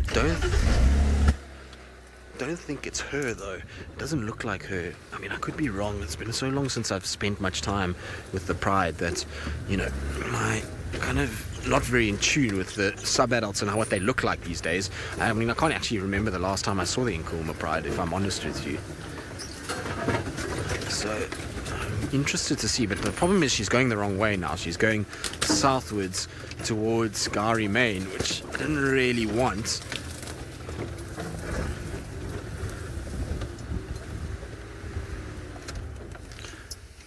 She's going to come out onto the road now. Who are you, girl, and where have you come from? Now, there's no ways the Nkuhumas can't hear that.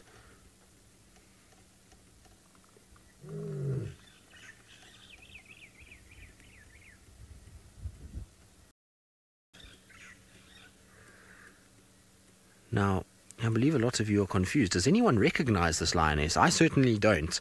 Like I say, I might be... It's been so long since I've seen the Nkuhuma sub-adults that I suppose it could be one of them, but I just don't think so. It just doesn't look like her at all. Right, let's get round. Jinska, definitely not Nkuhuma. I also don't think so. Maybe maybe one of the Torchwoods or Telematis. It's not one of the sticks either, so I'm not really sure who this could be. Sometimes you get random lines like this coming through. It's part and parcel of these kind of things that we do, is that animals move a lot, and so sometimes you get this. Now I'm gonna have to try and move quickly to get round. It's unfortunately a long way around because she might cross before we even get back there.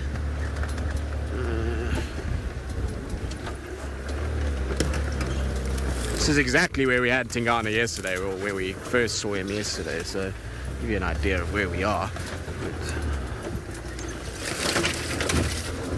Sorry, we're going a little quicker than I would probably like to go. Zephyr, are there any Telemati girls? There are, but where they are... Oh, we picked up such a big branch.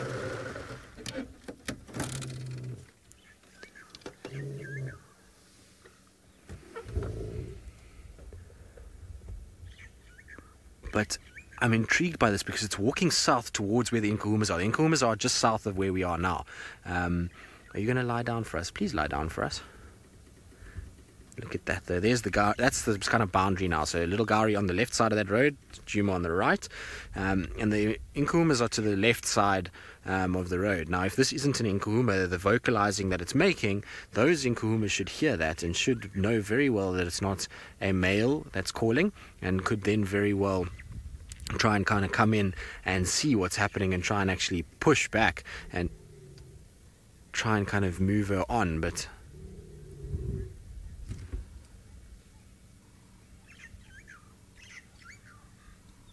shame, she's very vocal, which means she's looking, she's trying to find the rest of her pride.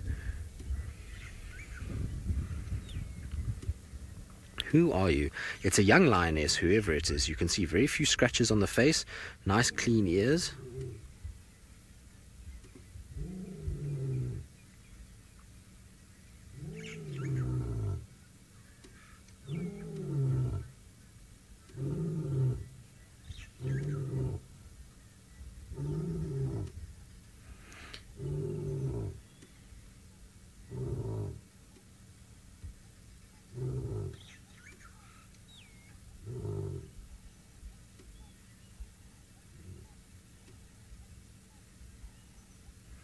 Interesting. Now, a lot of you are asking, is this the reason the evokers are making so much noise? Could be part of the reason.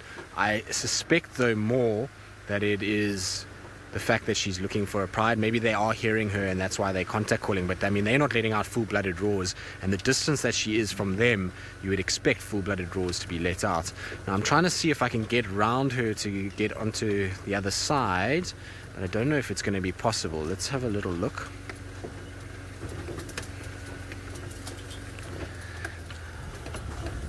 Right, now we're going to try and get round her and get onto the other side of her. While I do that, though, it's going to be a bit tricky. Let's send you back across to Sydney and see what the evoker's reaction is to this lovely lioness's calls. So you can see that the evokers, they are now all again flat. They are sleeping flat at the moment, and I can promise you at any time from now they might wake up as if they are not the one who are sleeping now, in order to go and do something else, as now we are heading much more towards the best time for this kind of cats in order to move around.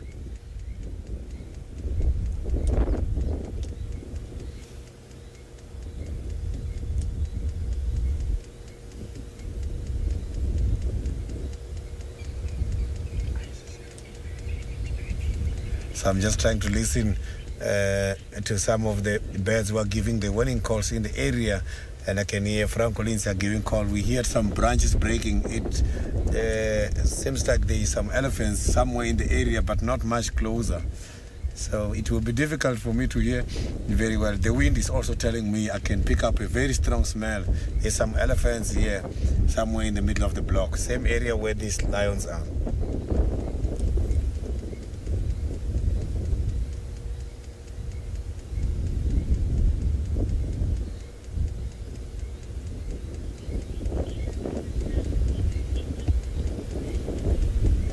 So now let's quickly cross over to Tristan with a calling lion.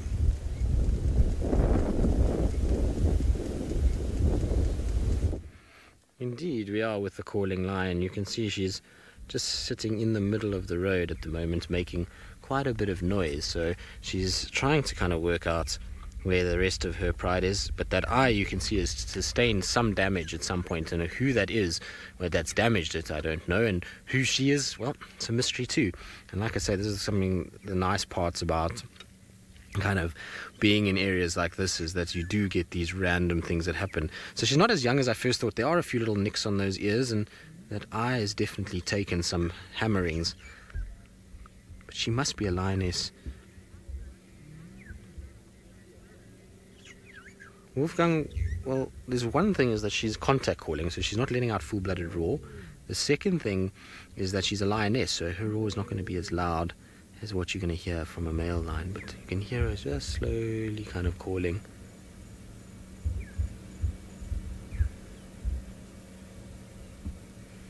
She's just listening to a car that's approaching.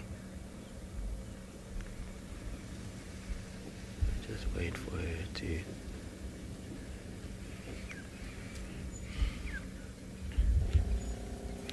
Moon, no, there's not really any solid reasons why a lioness would be kicked out of a pride. Unless, of course, she's a young lioness that's trying to escape from potential males that have taken over, which is very seldom that kind of thing happens. It's more probably a case that she's just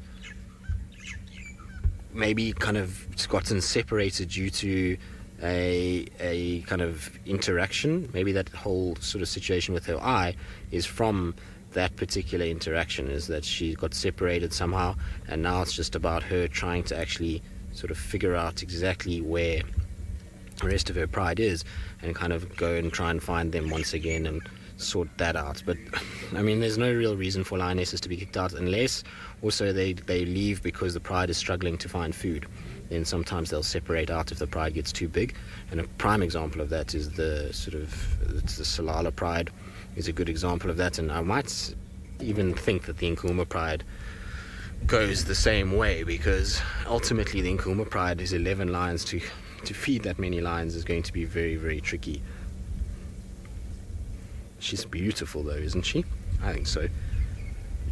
Now, the only other lions that I could think of that this could be, if not Talamati or Torchwood, could potentially be one of the Kambula lionesses.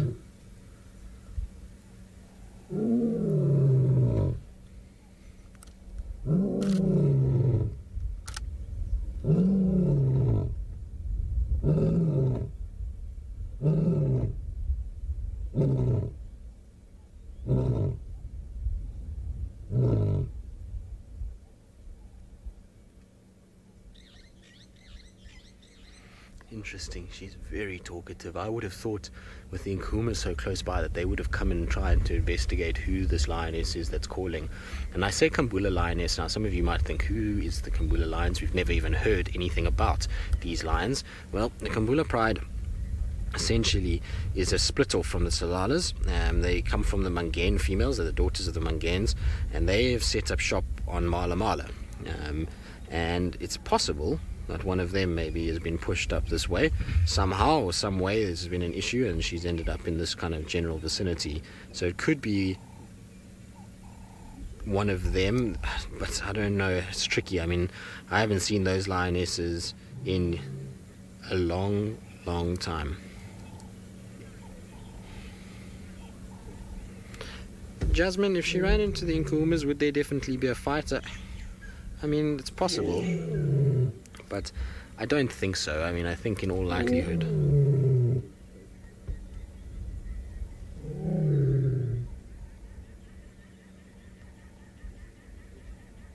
You're going to stop calling now. But I don't think so. I think in all likelihood she would be alright. I don't think she'd have to worry too much. If the Nkuhumas are not moving, then I don't think they're too intrigued by her presence. And so that should stand her in good stead to be able to actually kind of avoid them as much as possible. But, you know, if the Nkuhumas did approach this way and did try and kind of go after her, she would have a serious problem on her hands, in that, given that she is by herself, you know, to fight against 11 lions is going to be very, very tricky for her. So, you know, she better hope that they don't come this way. And if she does carry on calling like this into the night, I would imagine that eventually the kind of Inkumas might find her and kind of interact with her. Giraffe Girl, it does look like she's eaten, doesn't it? It looks like she's got a bit of blood on her face, so maybe she's had something like a little warthog or something like that. It's very possible that she's had one of those kind of meals. Shame Girl, are you calling a lot?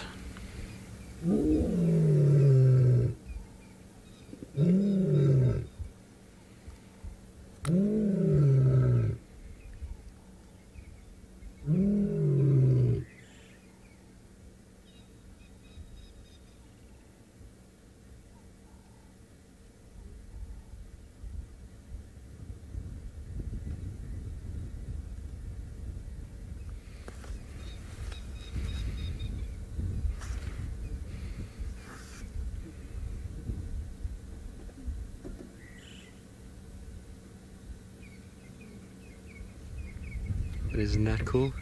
We've been spoiled with all of this audio of her calling. Has been absolutely special, so very, very cool.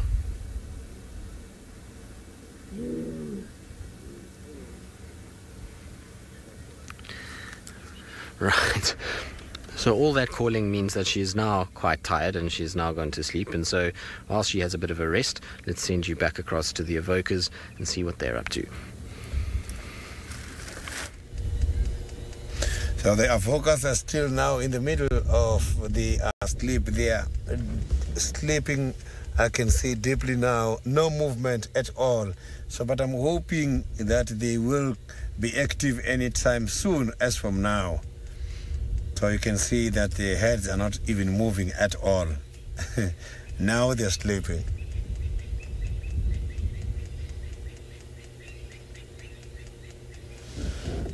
So you can see when the lions are sleeping, it's difficult to judge if it's an animal or just the bush.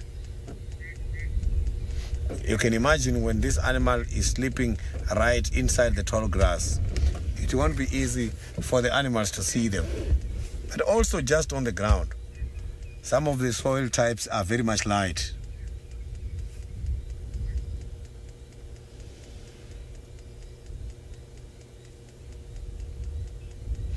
So these kind of animals, when they are lying down like this, it does help them in order to digest the food in the stomach quickly.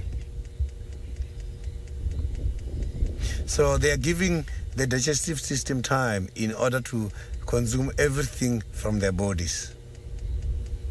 And again, it helps them in order to save energy.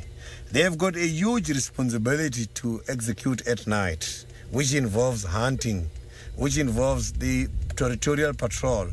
If these lions don't manage this energy efficiently, they are going to be tired when they're supposed to take some actions against some other intruders, and also when they're hunting.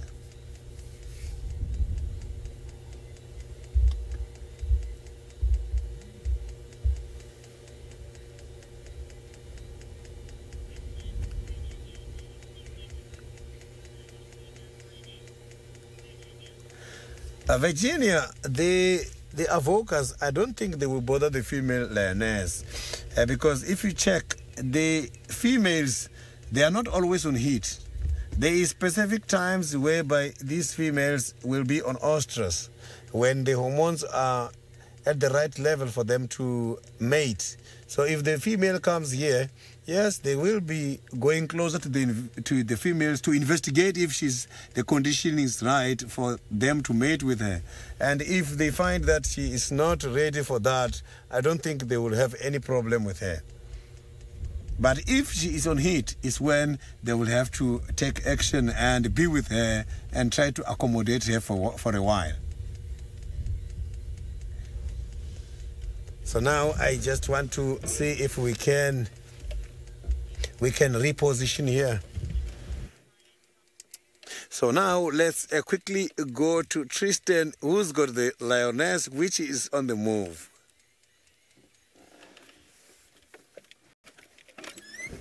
She is on the move, so unfortunately there was quite a lot of traffic that came here, and so she got a bit fed up and is moving. And the good thing is that she's coming outside, which is good news, because everybody is hounding her, unfortunately, and so she's kind of heading up and into our sort of area, which is much better news for us. So hopefully she'll continue to stride kind of in a sort of more northerly direction and head up and kind of out or into our traverse again. So she's coming the way she's come, and the way that she's been moving sort of during the course of the day. So it's good news for us. It hopefully is going to mean that she's going to spend a little bit more time on Djuma itself. Hello, girl. Of course, it's delightful with the telephone poles. It's my favorite thing to watch lions around telephone poles. It's the best thing ever. Look how natural that looks. It's amazing.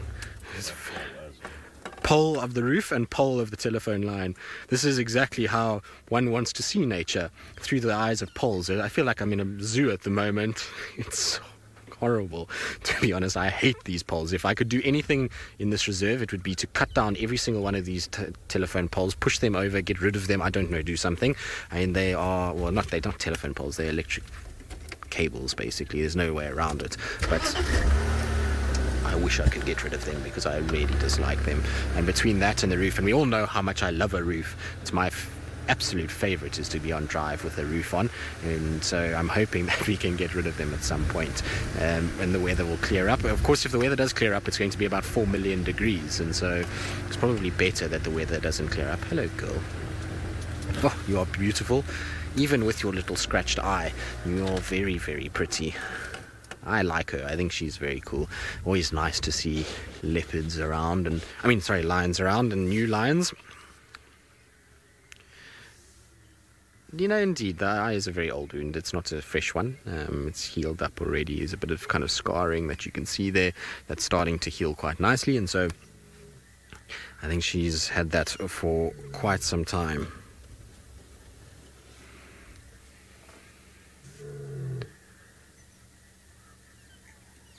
Shame.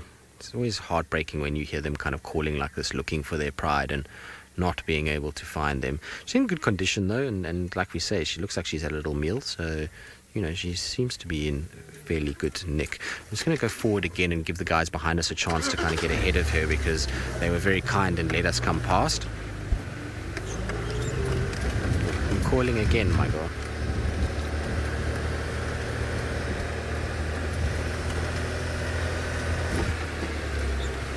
Kimberly, indeed, she does look in good condition. You're right. She looks as though she's doing fairly well, even though she's on her own. But a lion of this size will be all right. I mean, they'll be able to find food, and particularly at this time of the year, you know, with all these impala lambs and warthog piglets, there's a lot of different food items that she's able to actually find and get. And so, you know, she'll be okay. I don't think you need to worry too much about her. It'll just be nice if she can join her pride. Of course, you know, she's in a place where she needs to be able to find food, and there's a lot of other competition, and so having a pride around her is certainly going to help her in that regard. It's going to keep her a lot safer and be able to get bigger meals more frequently. Oh, who are you talking, my girl?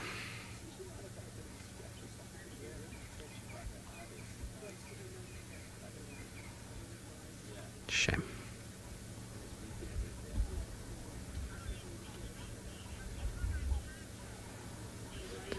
Age Macy, no, we haven't heard a single call back, so there hasn't been any sound from the Nkuhumas. I asked the guys just now if there's been any sound from them. There hasn't been any kind of calls from that side. There's nothing from the Evokers, so no one's responding to her calls at the moment, which means that if it is her pride, they might be quite far away. But like I say, if somebody can maybe, if anyone's got ID profiles on the Kambula lionesses, or has got images, and Sevu is the other name, so if you check, I would imagine Mala Londolozi blogs, there should be quite a few photos of those lions. It might be worth just scrounging through those to check in case it could be her. It could be from that area. Like I say, I mean, Talamatis and Tortuards or so, I just don't know them well enough to be able to...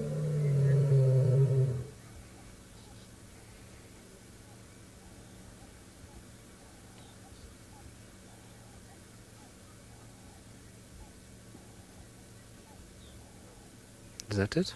Just the one? Yes. I don't know those two prides well enough to identify each individual, but I'm not sure. I mean, I would imagine she must be fairly distinctive with that little scar on her eye.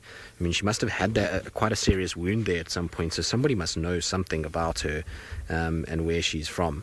I mean, she could also be maybe from that pride that was seen recently in Buffelshoek, that pride out of the Manuleti.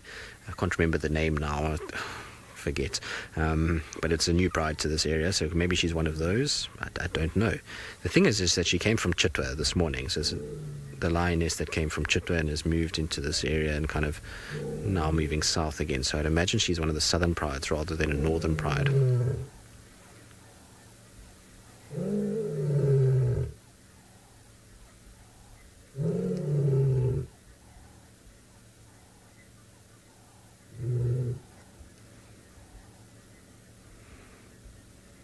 Maybe she's trying to tell us and we just don't understand lion. But so nice. What a special sighting this is, to hear her calling like this and to making all this noise. The problem is I think she is going to go south at some point, and obviously when she does, that's going to be into Little Gowrie, which is not ideal for us in any way at all. But at this stage she is settled, which is good, and so hopefully we'll kind of have her for a while longer. In the meantime, though, back to the Avoca boys. Hopefully they'll follow her lead, and they'll also start to squeak and make a bit of noise. So the Avoca boys, I'm sure if they meet that female with Tristan, they are going to charm that female. As you can see, they are very much beautiful boys. But at the moment, they are just sleeping and doing nothing. Maybe later on when they start roaring, the female might get attracted. Or if that female moves much more towards this direction, they might pick up a presence here nearby, and we might see that kind of an engagement between them and that female. The possibilities are there. We just have to expect unexpected. They are very far away from each other at the moment, but I can promise you they can meet at any time here.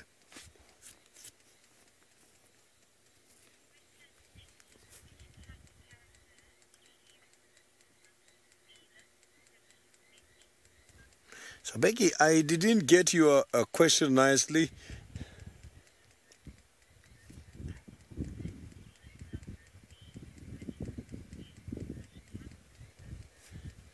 So the cat, I would like to see one of the good days here in Juma. A cat that I have seen before, but here not yet, is the caracal. I haven't seen the caracal yet here, and it's quite a very lovely cat. Yes, they are very much aggressive, but they are so beautiful as well with their beautiful ears.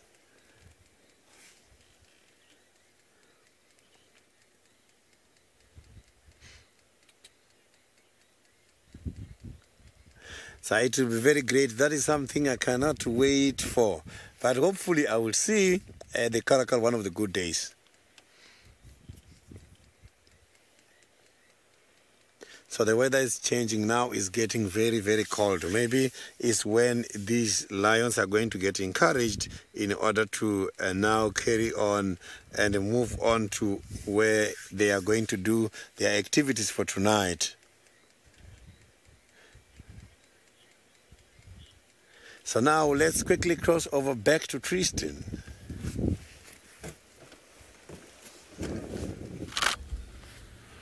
We are still with our lion, but there she goes. I'm afraid she's going to cross southwards fairly shortly. She's just standing between us and another vehicle, as you can see, with our delightful pole once again, and now we've even got an aerial in the pole too.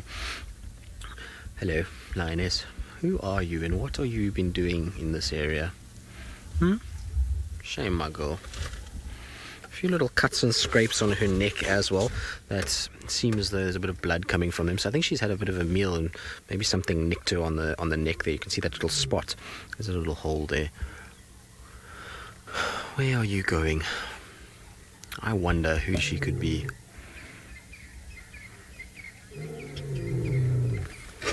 How cool is that sound? So epic to hear that.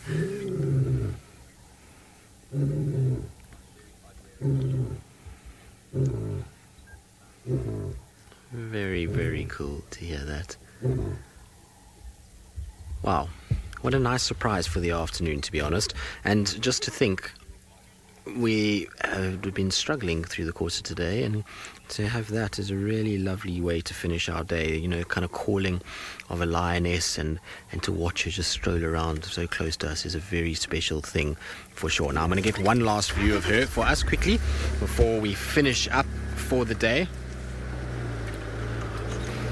Lorena, you say these lions need name tags? Yes, we need to give them little color-coded collars for each pride, and then each one has a name tag with its individual name on it.